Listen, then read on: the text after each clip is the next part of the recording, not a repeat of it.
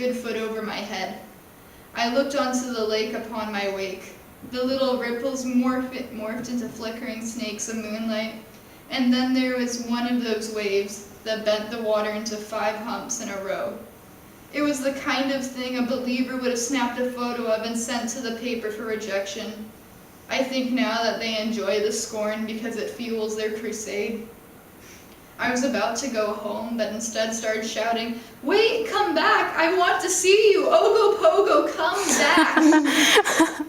Nothing came back. I waited, watching the water for a head awake, my old familiar friend to come up to the pier, and I don't know, let me touch his nose like he was a horse with flippers or something. I replayed the touch in my head. I tried to remember it the way I want it to be, like whale skin or the Ogopogos. I held on to that way of remembering for a long time. I cursed myself for not staying in the water longer, or at least taking better notes. Now I'm not so sure about it. In some ways, I got what I wanted. All that time I could have spent stewing in self-pity, hating and wanting my crush was absorbed by lake monsters. Replaying the touch in my head and daydreaming about a reunion, I would be prepared for next time. The hope for magic, it obliterated trivial things like junior high politics. I didn't even care enough to give my parents an explanation for my lateness and my wet clothes. I relapsed later. I could only hold on to my daydream's occupation, my real childhood crush of sorts, until daylight and logic pushed it down to doubt. It was more likely a log, or maybe a large fish, and ripples are character of the lake currents. I could see them any day, really. Believers would call me weak, but it was a touch in the dark once, and our subscribed views are omnipresent in my home, my family, my friends, my TV. You can only wait so long before your head nudges your heart to move along. I did cry over another stupid boy, a few actually, and today I'm not too proud to say I poke my fat in the mirror and wonder if cutting a roll off would make the very people who would begrudge me my home happy. But Ogopogo, I miss you. I do not believe I will ever see you again, but I want to thank you for the time you had to spare. This is the last one. It is only 2 pages, single-spaced, so it's 4 pages. yeah. Okay, I don't understand why we do single-spaced. It just doesn't look complete to me. Okay. Speak, parrot. Tommy. What? How are you liking Gabe? It's okay. Tommy kicked his leg out so the rubber part of his shoe bounced on the chair leg. His upper lip was taut between his teeth, while the lower dangled fat and frowny. Ms. Ooman was reminded of her Shih Tzu's underbite. The therapist adjusted her posture. The office was pea green with lavender accents. Framed pictures of her honeymoon in Peru and the subsequent children cluttered her desk. And frogs.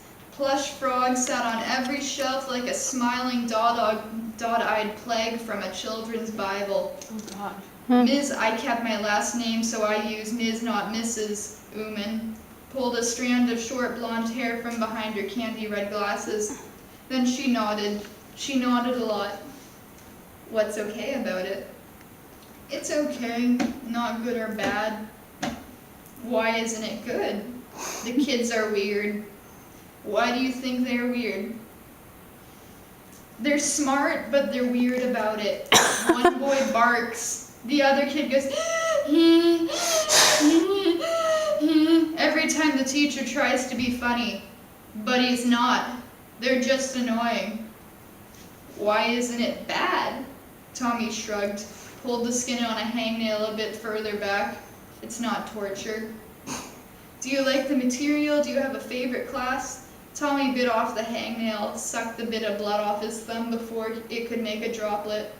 What class should he give Ms. Ooman? He remembers. Hello, I'm Barney. I'm your mom's lawyer. Do you have a favorite class, Tommy? Barry's face folds like a thick like a rhino skin in the African myth book his mom read him when he was little. Hi, Tommy, I'm Craig. I'm going to be working for your dad. Do you have a favorite class? Craig's pants stop above his ankles, like he's grown too big for them. I like the vet class.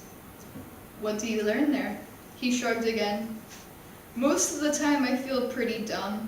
Like I don't remember anything when the teacher asks me a question.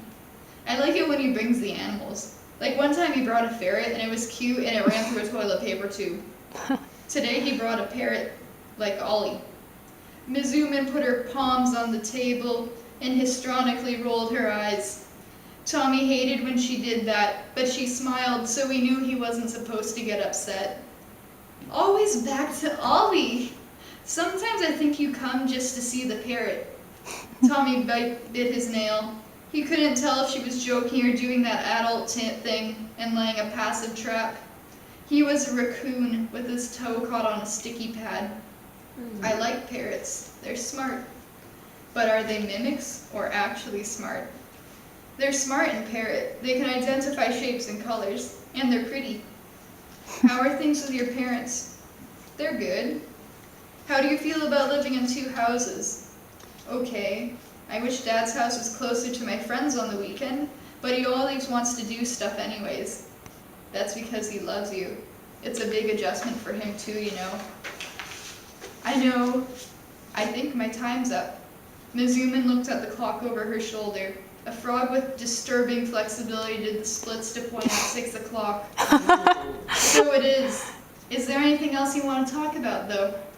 No thanks, I wouldn't want to go over what my mom's paid for. Ms. Uman put up her blank face, and Tommy knew he had hit a therapy tripwire. She was analyzing him like a beetle in a jar. It's not just about the money, Tommy. But I guess you want to go say hi to Ollie before your mom gets here. Tommy nodded. Then go.